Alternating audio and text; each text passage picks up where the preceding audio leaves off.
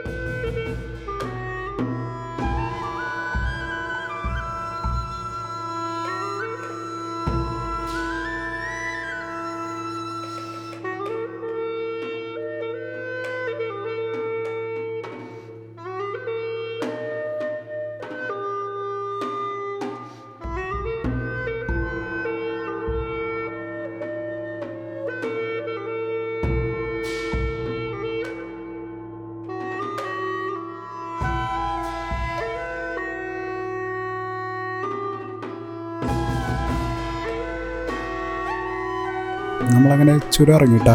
ഇവിടെ നിന്ന് ഏകദേശം 15 കിലോമീറ്ററുള്ള തേനിക്ക്. ഇവിടുത്തെ വേറൊരു പ്രത്യേകത ബോഡിമേറ്റിൽ ഇറങ്ങിയ ബ്രേക്ക്ഫാസ്റ്റിന് ഭയങ്കര പേരിട്ട സ്ഥലമാണ്. കാരണം ഇവിടെയുള്ള എല്ലാ കടയിലും ഭയങ്കര രുചികരമായിട്ടുള്ള ഭക്ഷണം നമുക്ക് കിട്ടും. ഏത് തട്ടുകട കയറിയാലും ഒരേ രുചിയായിരിക്കും. ഫുഡ് ലവേഴ്സിനൊക്കെ പറ്റിയ കിടക്കുന്ന സ്പോട്ടാണ് കേട്ടോ ഈ ബോഡിമേട് എന്ന് പറഞ്ഞാൽ. നമ്മൾ ചുരം ഇറങ്ങി താഴ്ഭാഗത്തേക്ക് എത്തിയപ്പോഴേക്കും അത്യാവശ്യം നല്ല ചൂടായിട്ടോ. ചൂടായെന്ന് പറഞ്ഞാൽ നമ്മുടെ ഇവിടുത്തെ പോലെ നല്ല ഹ്യൂമിഡിറ്റി കുറവായതുകൊണ്ട് അത്രക്കൊന്നും തളർന്നു പോകുന്നില്ല. നമ്മൾ തേനി എത്താറായിട്ടോ. ഇവിടുത്തെ റോഡെന്ന് പറഞ്ഞാൽ ഭയങ്കര സുന്ദരമായിട്ടുള്ള റോഡാണ്. കാരണം തമിഴ്നാടിൻ്റെ ഗ്രാമീണമായിട്ടുള്ള കാഴ്ചകളും എല്ലായിടത്തും കൃഷികളും നമുക്ക് കാണാൻ പറ്റും. പിന്നെ അധികം തിരക്കൊന്നും ഇല്ലാത്തതുകൊണ്ട് സുന്ദരമായിട്ട് നമുക്ക് കാഴ്ചകളൊക്കെ കണ്ട് പയ്യെ പോവാം. പിന്നെ തമിഴ്നാട്ടിലത്തെ വേറെ പ്രത്യേകത എന്ന് വെച്ചാൽ ഇവിടെയുള്ള ഒരു ചേട്ടന്മാരും ഹെൽമെറ്റ് വെച്ച് ഞാൻ കണ്ടില്ല. അത്യാവശ്യം നല്ല പറപ്പിച്ച് തന്നെയാണ് എല്ലാവരും പോകുന്നത്.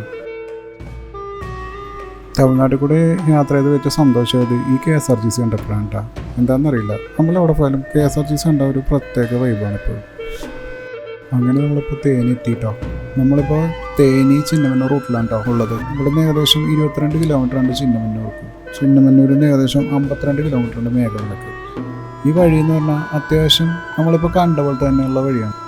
നമ്മൾ മേഘമലയിലോട്ട് വരുമ്പോൾ പ്രത്യേകം ശ്രദ്ധിക്കേണ്ട ഒരു കാര്യം എന്ന് വെച്ചാൽ ഈ മേഘമലയിലോട്ട് ഇവിടെ നിന്ന് 52 കിലോമീറ്റർ ഉണ്ട് ഏകദേശം.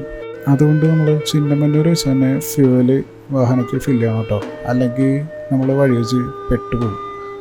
പിന്നെ ഇവിടെ കാണുന്ന ഈ സ്ട്രെയിറ്റ് റോഡിൽ ഏകദേശം ഒരു 5-6 കിലോമീറ്റർ ഇങ്ങനെ സ്ട്രെയിറ്റ് റോഡാണ്. ഈ സ്ട്രെയിറ്റ് റോഡ് അറ്റത്തെത്തുന്നത് മേഘമലയിലോട്ടുള്ള എൻട്രൻസ് ആണ്. അതായത് ഇവിടെ നിന്ന് ഒരു ചെക്ക് പോസ്റ്റ് കടന്നാണ് കേട്ടോ നമ്മൾ മേഘമലയിലോട്ട് പോകുന്നത്. ആ ചെക്ക് പോസ്റ്റ് എന്ന് പറഞ്ഞാൽ രാവിലെ 6 മണി തൊട്ട് വൈകിട്ട് 6 മണി വരെ തുറക്കും.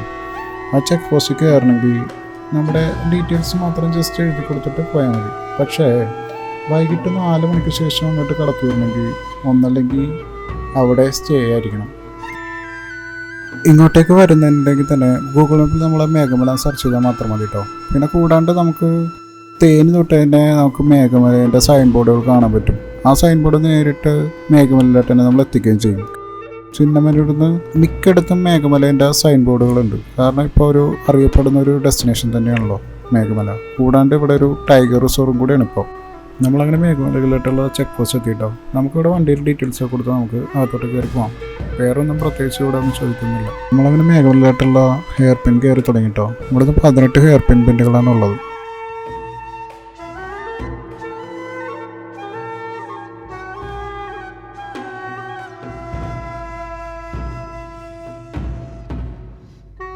അത്യാവശ്യം ആനിമൽ സ്പോട്ടിങ്ങുള്ള ഒരു ഏരിയ ഉണ്ട് മേഘമല എന്ന് പറഞ്ഞാൽ.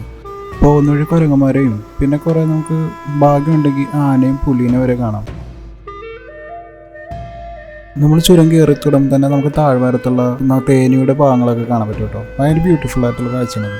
അവിടുത്തെ കാറ്റാടിപ്പാടത്തിൻ്റെ ആ കാഴ്ചയും വളരെ ഭംഗിയുള്ളതാണ്. അവിടുത്തെ കാറ്റാടിപ്പാടത്തിനൊരു പ്രത്യേകത ഉണ്ട്.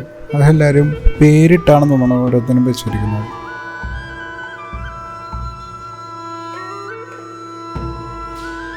അങ്ങനെ നമ്മളൊരു 6-7 കിലോമീറ്റർ സഞ്ചരിച്ചപ്പോഴേക്കും പിന്നെ ചുറ്റിനും കാണുന്നത് തേയിലത്തോട്ടമാണ്. തേയിലത്തോട്ടം എന്ന് പറഞ്ഞാൽ ഭയങ്കര ലാൻഡ്സ്കേപ്പിൽ ഭയങ്കര ഭംഗിയോട് വെച്ചു പിടിച്ചേക്കണ പോലെ ഉണ്ടായിരിക്കുന്നത്.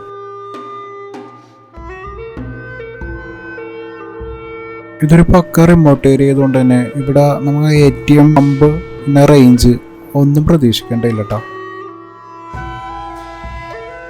മേഘമല ഇത്രയും ഭംഗിയുള്ളതാക്കണ ഇവിടുത്തെ ഗ്രാമീണ ഭംഗി തന്നെയാണ് കേട്ടോ. ഈ സ്ഥലമൊട്ടും വാണിജ്യവൽക്കരിക്കാത്തതുകൊണ്ടാണ് ഈ സ്ഥലത്തിന് ഇത്രയും ഭംഗിയായിട്ടുള്ളത്. അധികം തിരക്കില്ല, ഭയങ്കര ക്വയറ്റായിട്ടുള്ള സ്ഥലം, ഭയങ്കര സ്വസ്ഥതയും സമാധാനം ആഗ്രഹിച്ച വന്യണെങ്കിൽ നമുക്ക് പറ്റിയൊരു സ്ഥലം തന്നെയാണ് മേഘമല.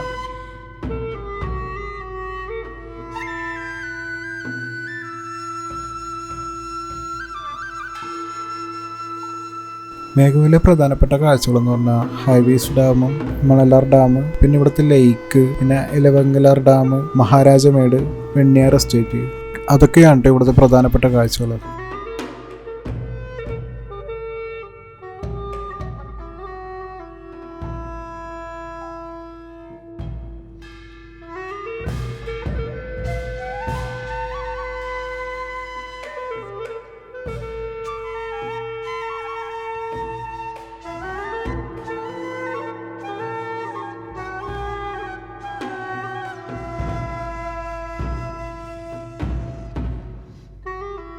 ഇവിടെ ഈ തൈലത്തോട്ടങ്ങൾ തുടങ്ങിയത് ബ്രിട്ടീഷുകാരുടെ കാലത്താണെന്നാണ് പറയണത്. അതുകൊണ്ട് തന്നെ ബ്രിട്ടീഷ് ടച്ചുള്ള വീടുകളാണ് നമുക്കിവിടെ കാണാൻ പറ്റുന്നത്. ഹൈവേസ് ഡാം കഴിഞ്ഞാൽ മേഘമലയുടെ എല്ലാ കാഴ്ചകളും ഭയങ്കര സീനിക്കാണ്. പറഞ്ഞറിയിക്കാനാവാത്തൊരു പ്രകൃതിയുടെ ഭംഗിയാണ് നമുക്ക് മേഘമലേൻ്റെ ഇവിടെ എത്തുമ്പോൾ കാണാൻ പറ്റുന്നത്. ഭയങ്കര സുന്ദരമായിട്ടുള്ള വീടുകളും അമ്പലങ്ങൾ പോലും ഭയങ്കര ഭംഗിയായിട്ടാണ് ഇവിടെ നിർമ്മിച്ചിരിക്കുന്നത്. പിന്നെ ഇവിടെയുള്ള ഓരോ വീടുകളും ബ്രിട്ടീഷ് ഷാർട്ടെക്കിൻ്റെ ഭംഗി നമുക്ക് ഇവിടെയൊക്കെ കാണാൻ പറ്റും. ഇവിടെ ബഡ്ജറ്റായിട്ട് താമസിക്കാൻ പറ്റിയ സ്ഥലം എന്ന് പറഞ്ഞാൽ ഇവിടുത്തെ പഞ്ചായത്ത് ഗസ്റ്റ് ഹൗസ് ആണ് കേട്ടോ. 1200 മുതൽ നമുക്ക് ഇവിടെ താമസിക്കാൻ പറ്റും. അത്യാവശ്യം നല്ല രീതിയിലുള്ള റൂമും സൗകര്യങ്ങളൊക്കെ ഇവിടെ ഉണ്ട് കേട്ടോ. ഇവിടുത്തെ സ്റ്റേയുടെ ഡീറ്റെയിൽസ് ഒക്കെ ഞാൻ ഡിസ്ക്രിപ്ഷനിൽ ഇട്ടേക്കാം. അങ്ങനെ മേഘമലയിൽ നിന്ന് മഹാരാജമേരിലോട്ടുള്ള യാത്രയിലാണ് നമ്മളിപ്പോൾ.